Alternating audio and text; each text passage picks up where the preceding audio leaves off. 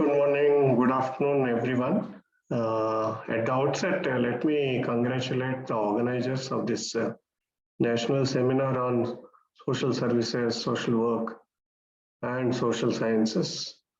And I also congratulate all of you who took interest and joined this seminar. My name is Srinivas Surisetti. I work for Tata Institute of Social Sciences at its Hyderabad campus as faculty. I did my master's and PhD in social work, and I was a practitioner and joined TISS in 2011 as faculty.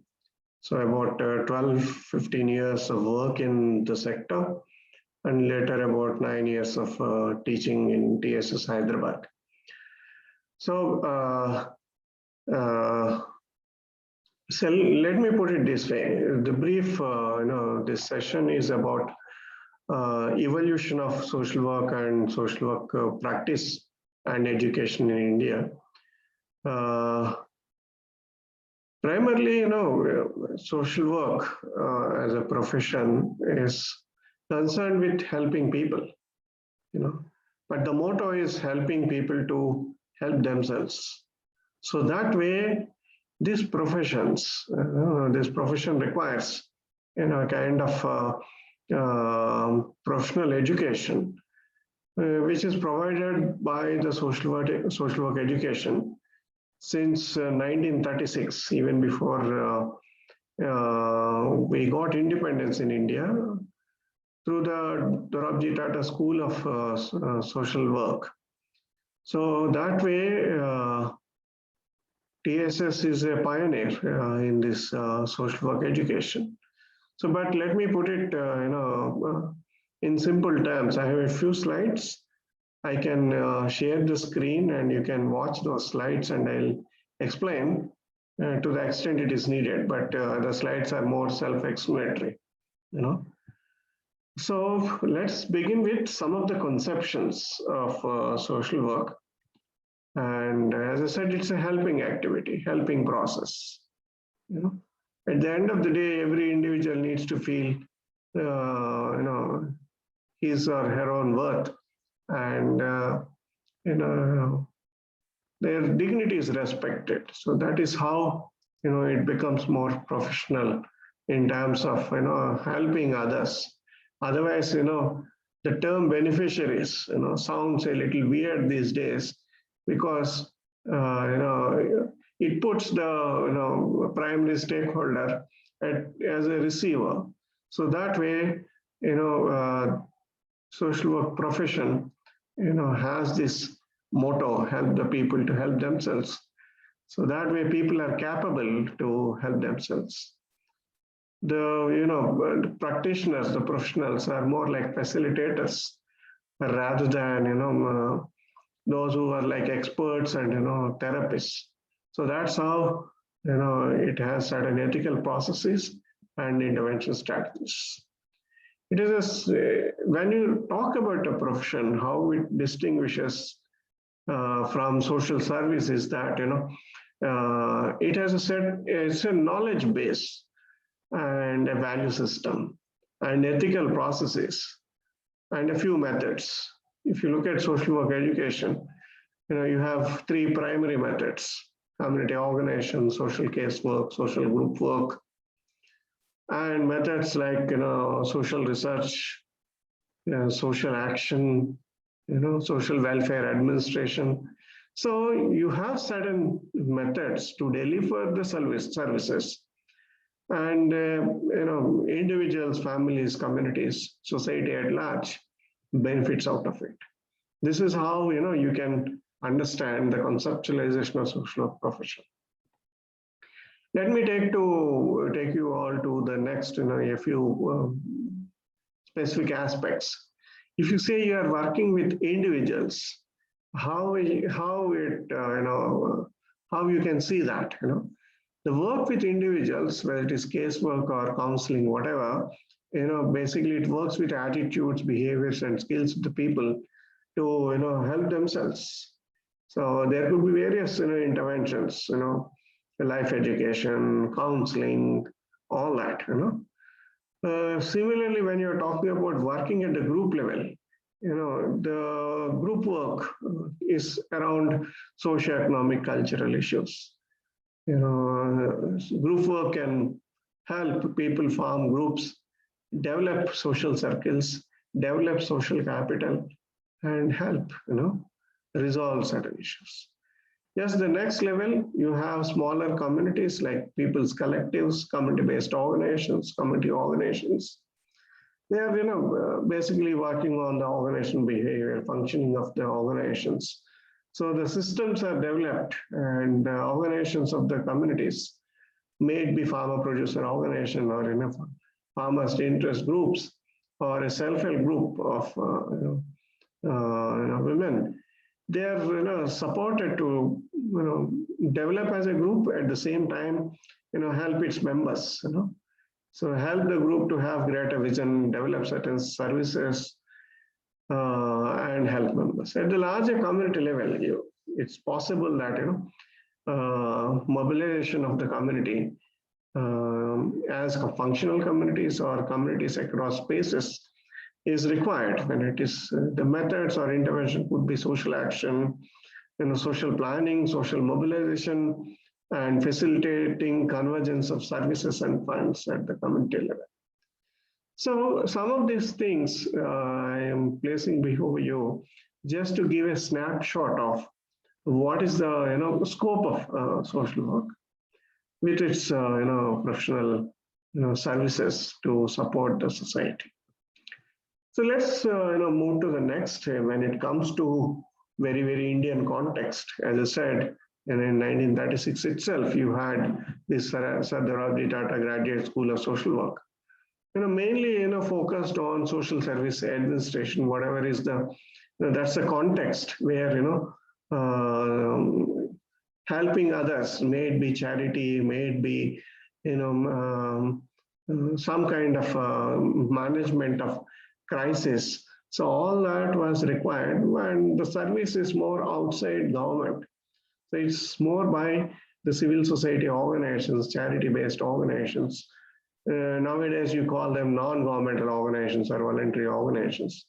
So that way, the work is, the profession or the teaching is more associated in the settings, of social work practice, which is more related to social service administration at that point of time. But over a period of time, if you look up to, maybe for about 60, 70 years, it has evolved very much in India.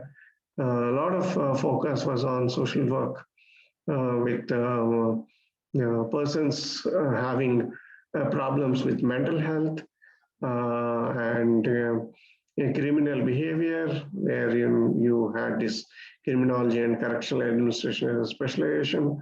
And within the government, a lot of emphasis on social welfare administration. Starting maybe the IRDP program, we should, and the ICDS programs, starting in the 1970s and 80s, required a lot of emphasis on social welfare administration. And social work programs, also started giving a lot of emphasis on social welfare administration in the academic programs as well. So in the 90s, 80s, 1980s, rural community practice, rural-urban community development, in the mid-90s, rights-based approach. And by 2005, emphasis on specific population segments, the gerontological social work, working with elderly. Over a period of time, as the country started experiencing the ill effects of modernization, ill effects of industrialization, and the neoliberal policies required certain attention to issues like development-induced displacement, problems of street vendors, communal harmony, peace in the society. So all these things required a little more focus in the social work education as the country started looking at different issues. And over a period of time, there's the dynamics in the larger society required the social work profession to include all these aspects and evolve over a period of time. While there is an opportunity, the social work profession grabbed that opportunity to evolve as a better, academic discipline. But we must all remember that the social work education and its curriculum has been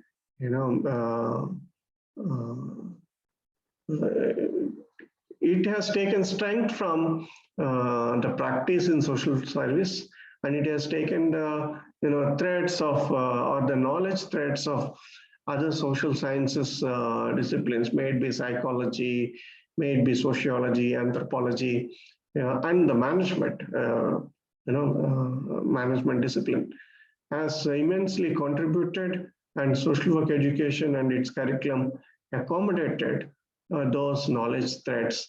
So that way, we should see this as a kind of a positive evolution, giving strength to the practice, especially in the Indian context. So, of course, as I said, there is a definite, if you look at 2000 and 2009, there is, it's no longer, a conventional way of offering social service. It's not, providing services to beneficiaries. So definitely, there is a discourse on structural social work, a shift from performing the conventional system of maintenance function to the task of changing the social structures in favor of the vulnerable, the victimized, and the excluded and the marginalized. So that way, it started looking at the empowerment of certain population segments. And it also started questioning some of the choices made by the state.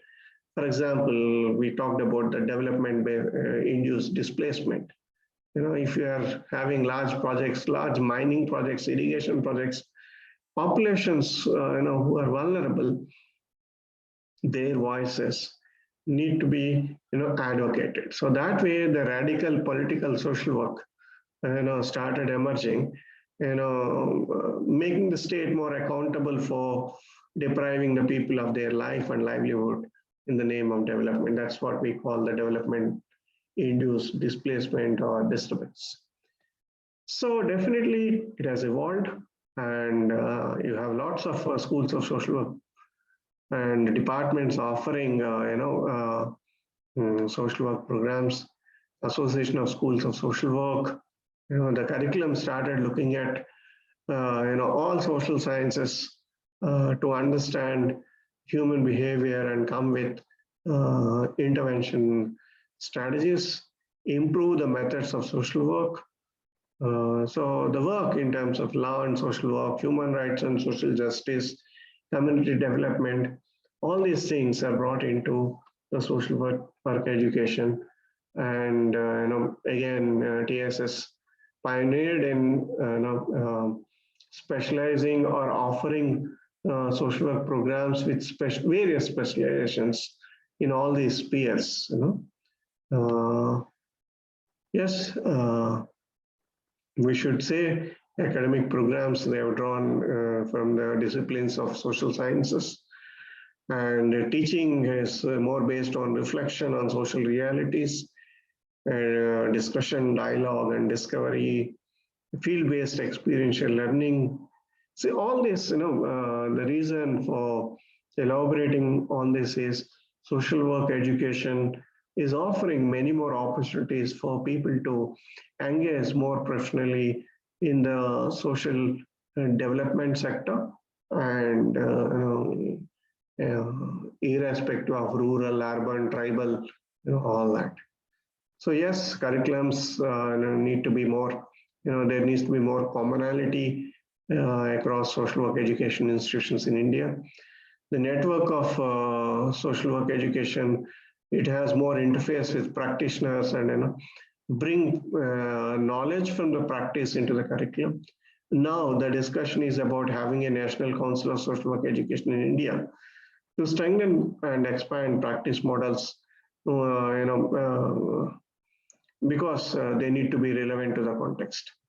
The way the National Council of Social Work Education is being positioned now is, is going to definitely support social work education being much more, stronger, relevant, with lots of rigor, and we would hope for more good souls from these institutions, coming out as graduates to join the development sector and contribute to the Indian context. So thank you once again to all the organizers, for giving me this opportunity. Great speaking to you all. All the very best to everyone.